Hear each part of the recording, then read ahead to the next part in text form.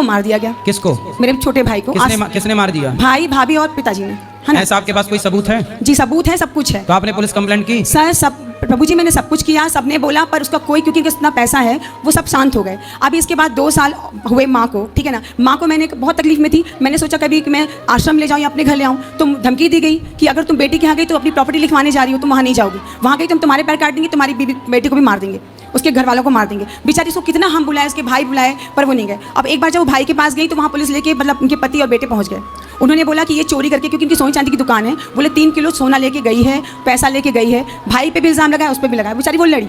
अब वो जैसे करके गई, हम जाके चुपके चुपके उसका इलाज कराया कई बार जाके।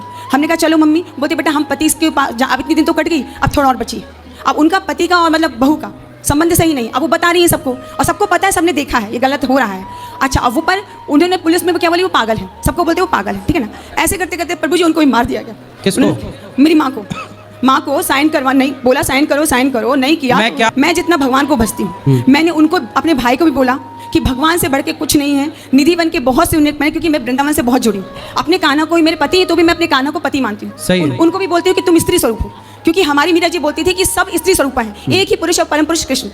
वही मैंने अपने भाई को समझाया, वही मैंने माँ को समझाया कि तुम इस माटी के पुतले को छोड़ के वो जो कर रहा है करने दो। अब क्या सवाल मेरे से क्या जानना है ये बताओ? हम यही जानना चाहते हैं, देखिए मैं न्याय के लिए भी गई, वहाँ पे पुलिस उनका पूरा साथ दे रही है। अच्छा, और मुझे से अपने कान्हा से यही शिकायत है कि कान्हा आप सब देख रहे थे, आप उनको 5 दिन तक ताले में बंद करके रखा गया, खाना पीना के कुछ नहीं दिया गया, और वो उनको ऐसा कुछ दिया गया पॉइजन, जिससे कि मतलब वो डॉक्टर के जा ना पाए। हम लोगों ने भी कोशिश की। देखो भगवान तो द्रौपदी का चीरहरण जब हो रहा था उस समय भी प्रभु थे, लेकिन तुरंत भगवान ने दुशासन को मारकर दंडित नहीं किया।